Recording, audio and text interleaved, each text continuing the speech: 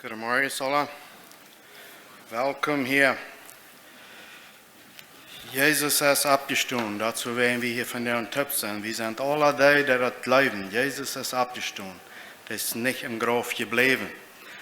Sag mir mit den Anleuten, die von der und was verbringen. Ich dachte an verschiedene Dinge und dann kam ich drüber durch, dass von der und wo wir uns nicht viel nie verfehlen, was noch keine Eier von geredet haben, keine Eier an gedacht haben.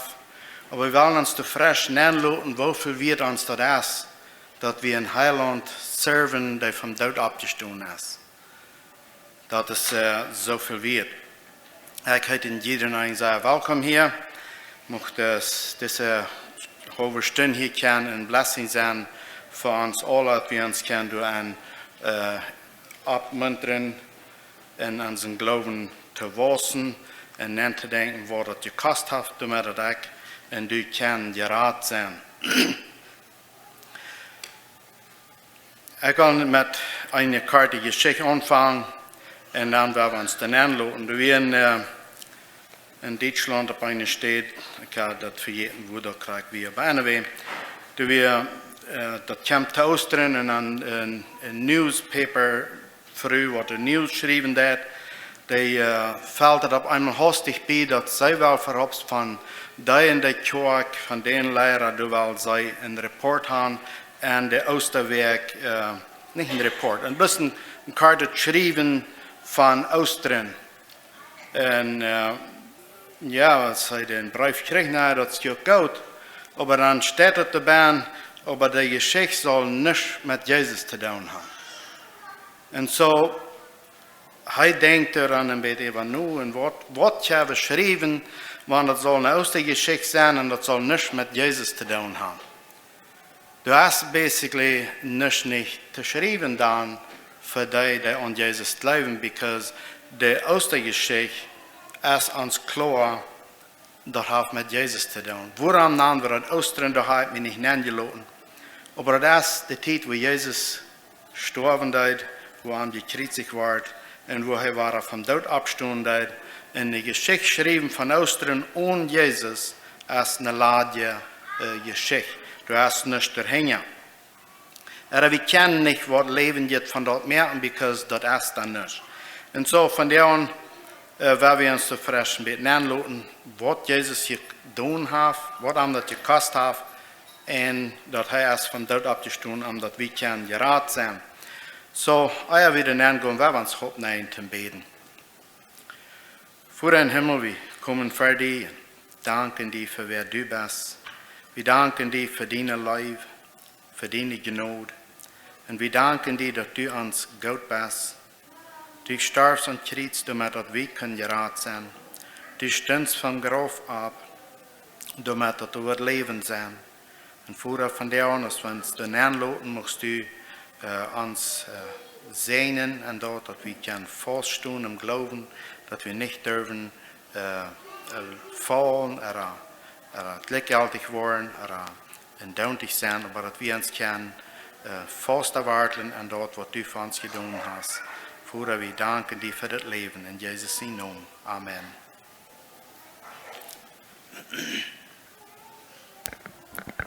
Sorry, ich kann das nicht tun.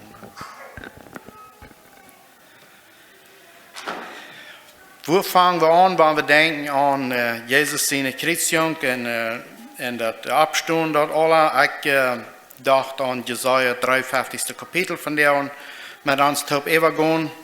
Ich glaube, wir alle haben das al fertig gelesen. Wir haben uns da mehrmals angelassen, aber von der an werden wir uns frisch anlassen und sein Wort von der an zu uns zu bedienen haben. Jesaja 53, Vers 1 fängt es dort an. Wer wird dort auch geläuft haben, was wir gehört haben? Wer wird dort gesehen haben, dass der Herr das an Hand hat?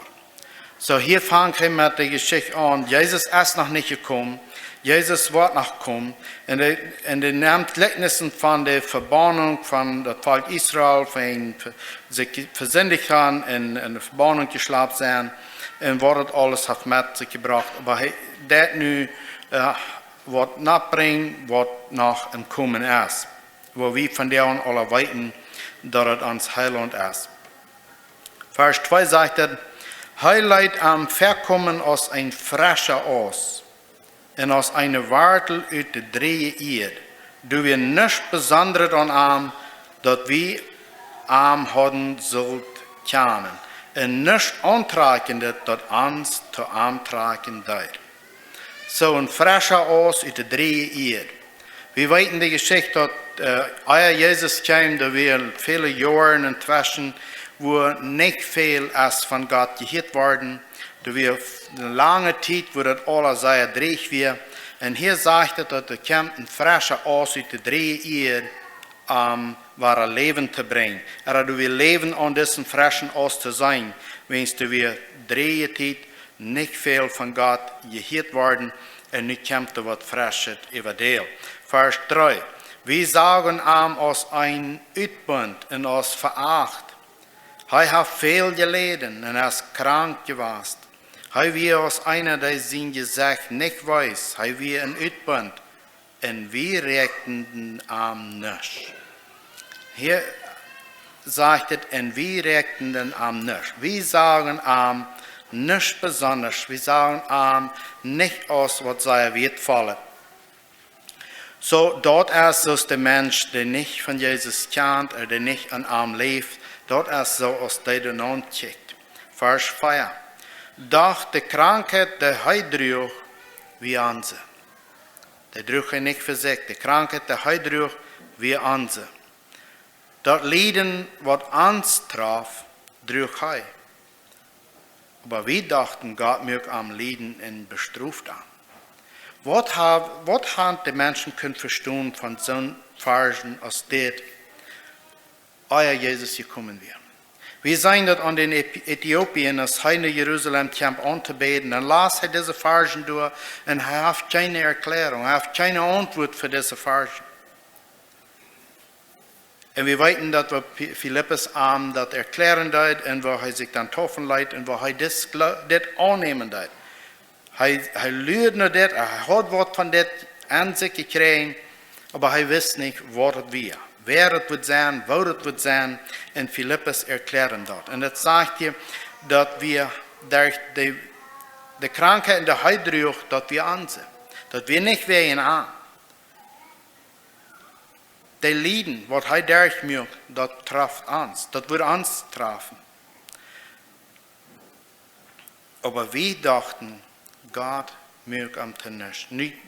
Das Gedanken, wir dachten, ja, wir vielleicht da nur diese drehen von den Menschen, die dann noch nicht und leben, dass das der Messias wird sein.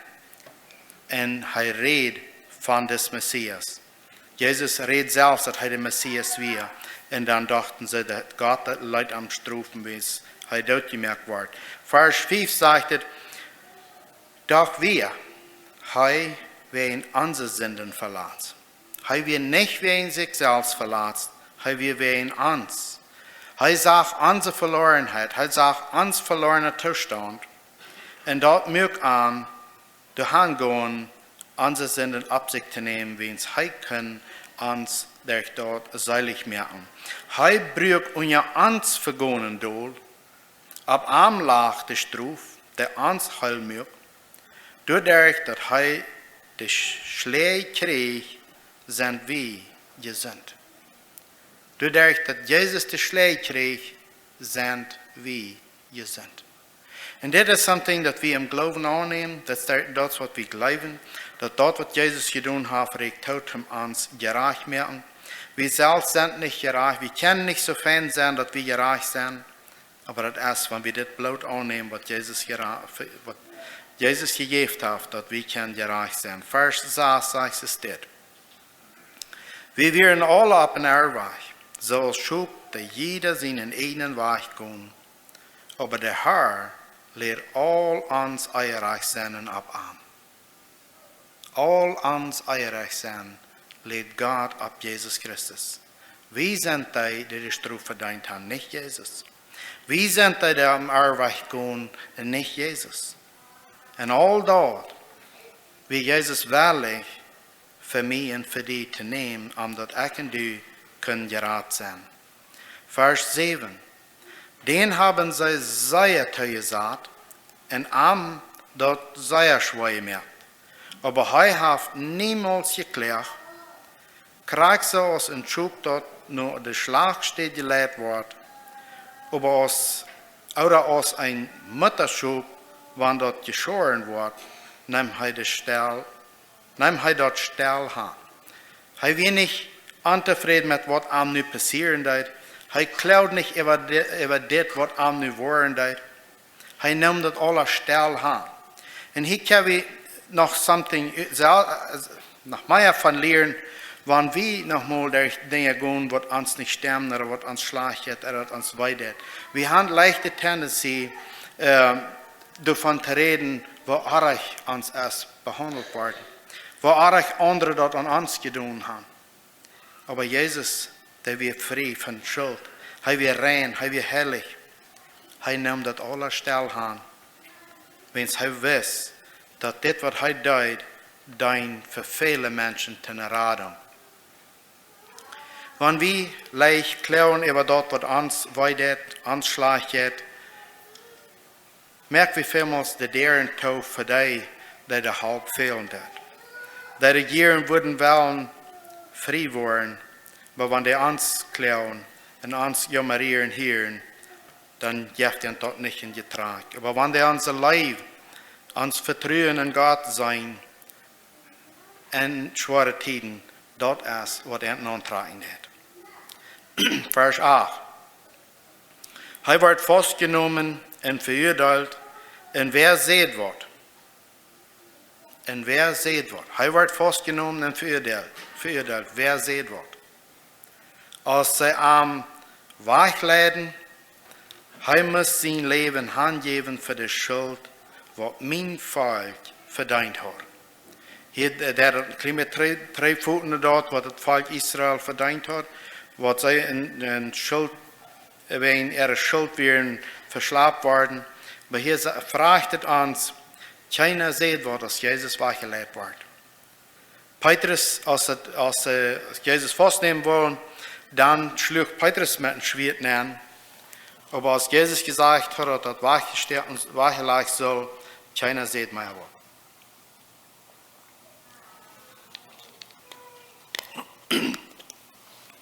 Hij wordt beschuldigd en ten dood veroordeeld.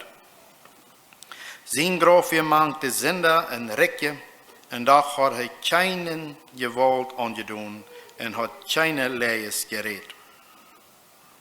Den Herrn gefällt dat, den Knecht te schlonen en lijden te laten, want hij zijn leven als een Schuldopfer gegeven heeft. Dan wordt hij nu komen hebben een lang leven. En de Herr wordt zich vrijen dat het zo schafft.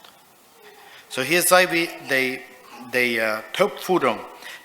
Den Herrn gefällt dat. We kunnen het vielleicht deze weise zijn. Gott gefällt dat Jesus wellig weer het hand te nemen. Wat verschuldigd, wat een zin weer.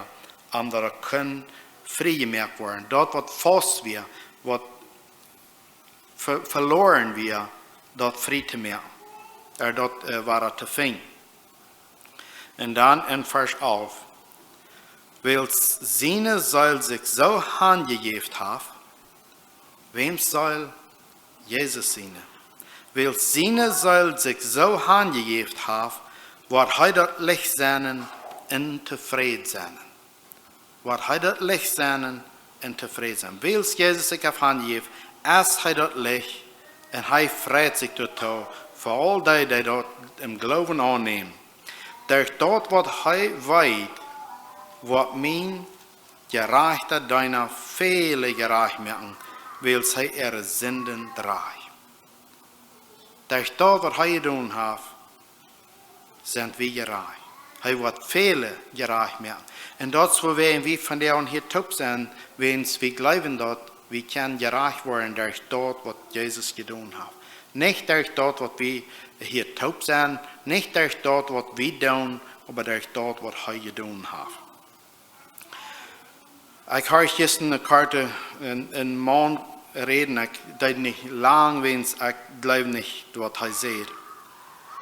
Aber als er seine Rede anfangen, dann sagt er, Jesaja 53 ist ab keine Weg von Jesus geschrieben.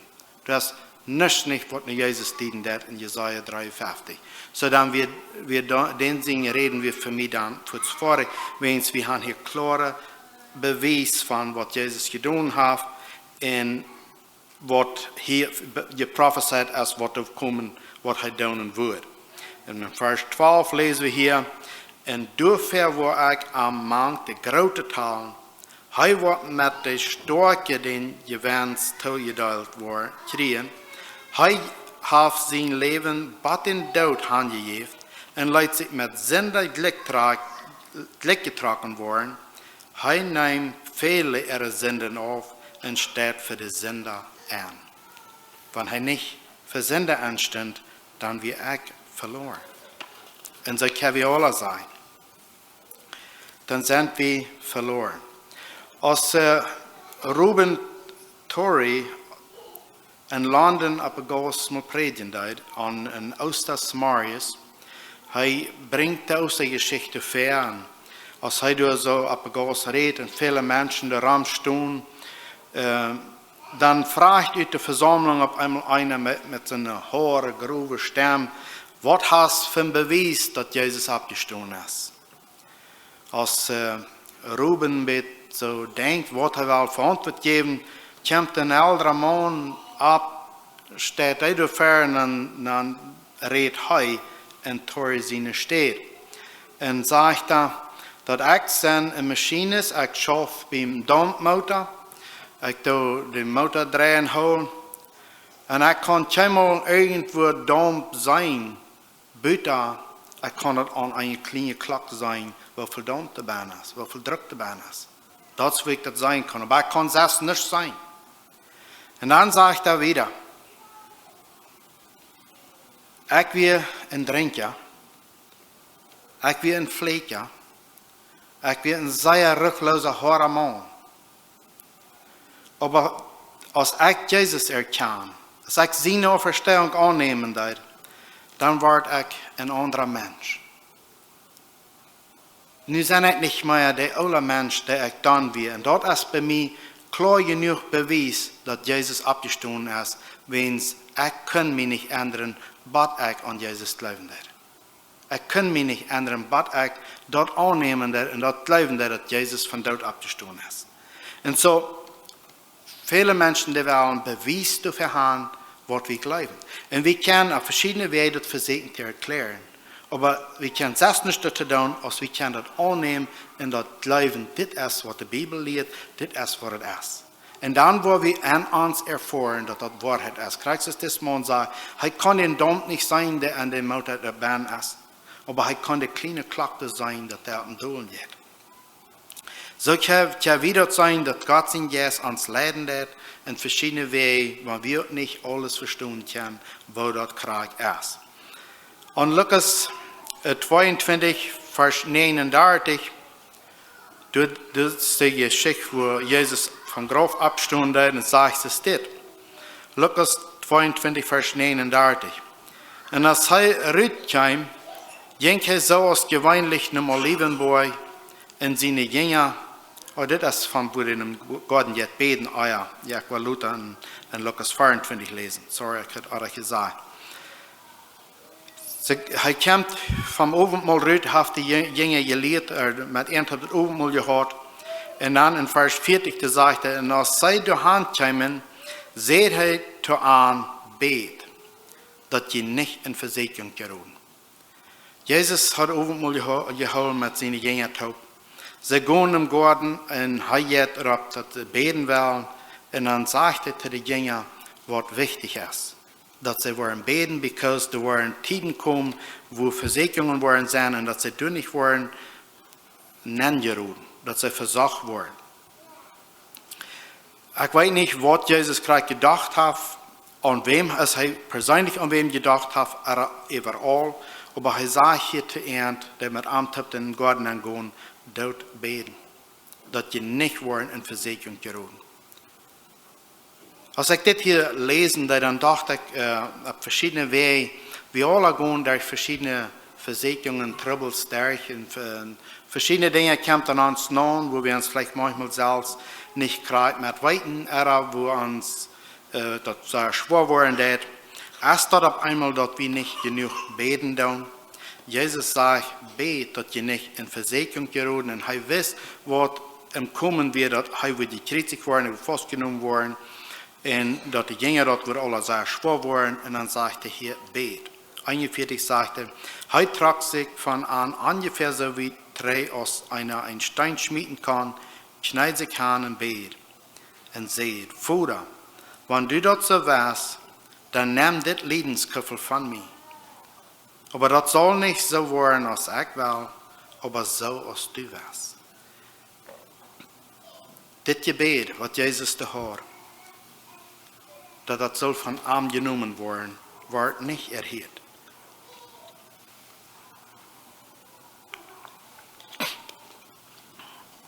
Aber das wird erhört, dass er sagt, dass Vater, dein Willen soll getan werden. Nicht mein Willen, aber dein Willen. Wir sehen hier der fleischliche Seed von Jesus, den Körper, wo ihm dort sehr schwer worden ist. Das Leidensköffel dort vor ihm stand, er wusste, was passieren wird. Und er hält den Fuß an. Wenn du ein Weg wir rammt, ich würde das wel. Vers 43. Als er das Gebet hat und gesagt hat, Vater, aber so als du wärst, dass es mir geht, dann kam ein Engel vom Himmel und stärkte ihn an. Er gibt sich an, was immer Gott sein will und wir in die Stärkung der kam. Er wir im Gebet in dieser Versicherungszeit. Er sagte die Jünger, sie sollen beten, um nicht in Versicherung zu fallen. Er selbst ging im Bett in die Versicherung kam, was an ihm nahm. Er musste durchkämpfen, dass er nicht wird sein eigener Willen auf einmal in das ganze Ding sein. Aber er sagt, Vater, dein Willen. Und dort ist, wo seine Stärkung kam. Nicht sein Willen, aber den Vater sein Willen. Vers 44. Und in seiner Todesangst bet er nach ihrens da. Sein Schweiß wird so als große Bluttreppen, der auf die Erde fallen. Als er von Gebet abstand, nur seine Jünger kam, wären die in er Trühe angeschlopen.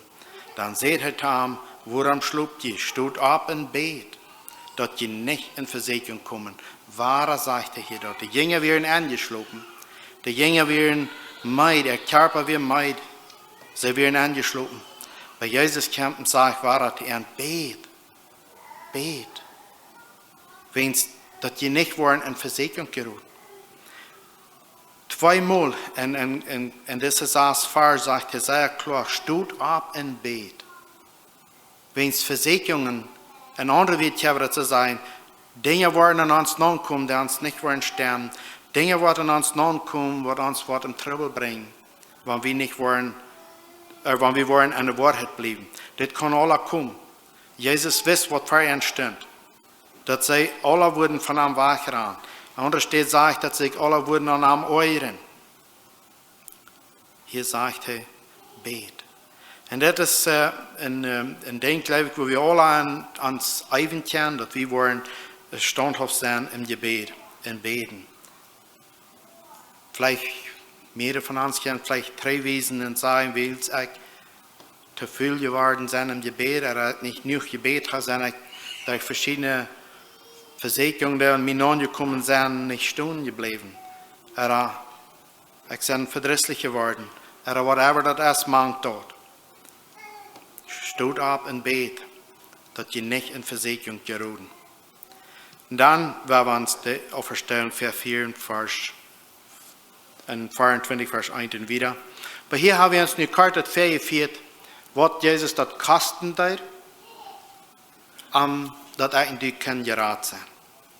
Und nun nach der Auferstehung. Und der Auferstehung wird diese Kost, was der andere gekostet hat, noch nicht vorig sein. Das wird nicht, was vor dir gegeben haben, und der Auferstehung. Das wird, was am das kosten hat, er starb. Das alles gibt er, dass wir können Gerät sein.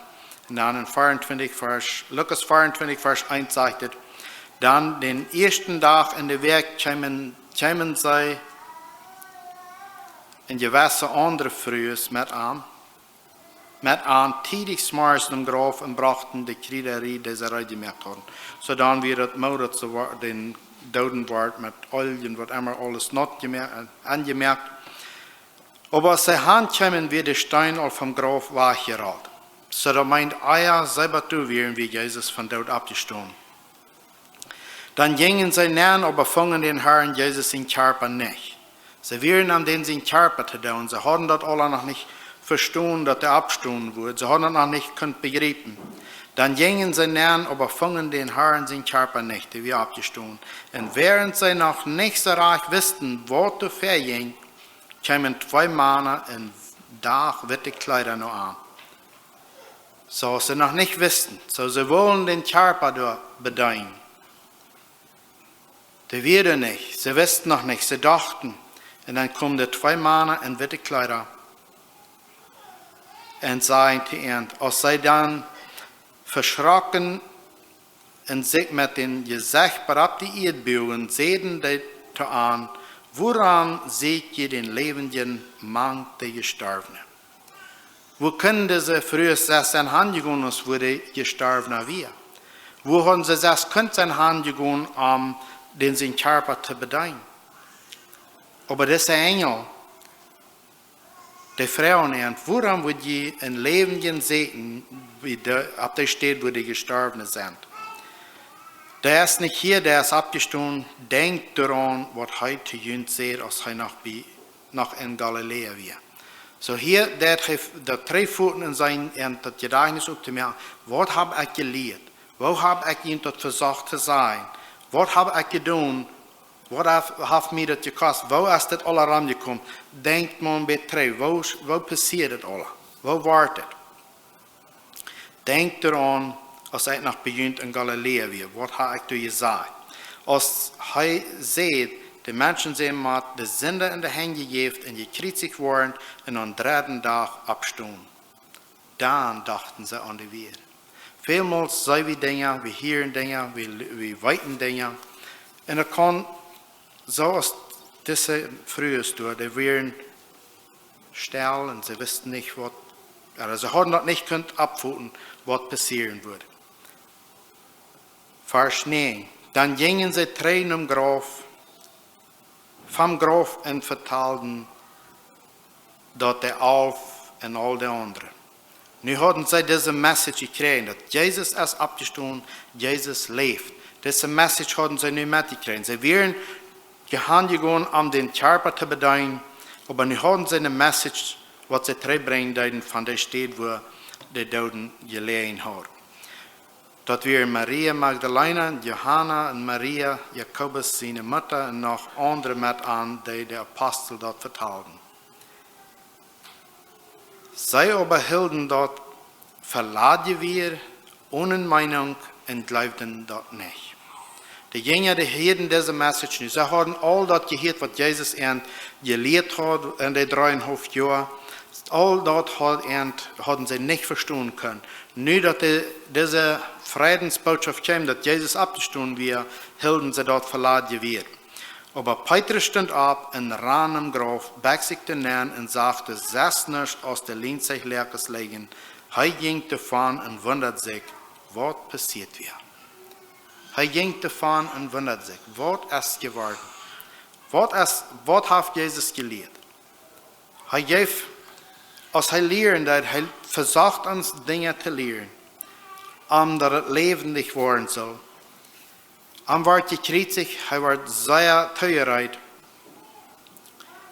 in een Graf gelegt, hij starb en werd in een Graf gelegt. Nu komen ze zeggen dat hij is abgestanden en we kunnen zijn Körper nicht sein.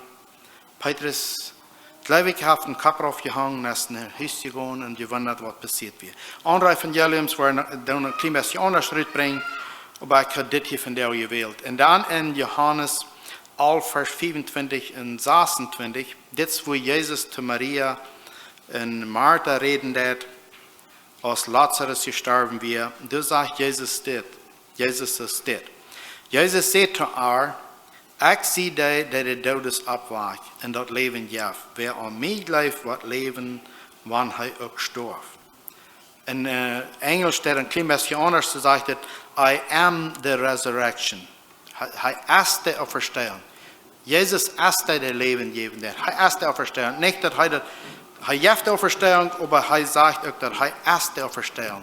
En wens hij opgestaan is, zijn we van de onthoop. Wens hij gekreuzigt worden is en opgestaan is, zijn we van de door de leven gaan. De klare lichten gaan, de dagen komen. Een andere nieuwsschrijver, de schriftste, de vraagt anderen uit waarom hij gelooft dat Jezus opgestaan is en hij vergelijkt dat dan met de zon aan een spiegel aan dagen. Want hij daar kijkt, hij kan geen zon zijn dat hij opgegaan is, maar wanneer hij daar in de hiezer kijkt, dan kan het zijn dat de dag daarna, de zon moet zijn opgegaan, dat gaat niet anders. Maar dan gaat hij weer en zegt hij, al die dit geloven, die hebben dagen gezegd. Al die christen die dit ervaren hebben en die dit aangenomen hebben en die dit geloven, en die er gezegd, dan kan ik dat zijn dat Jezus opgestaan is. En dat is mijn verlangen dat dat in onze gezegden wat gezegd zijn. Jezus is opgestaan, we leven, we zijn niet dood, we leven. Mag dit een zegen zijn.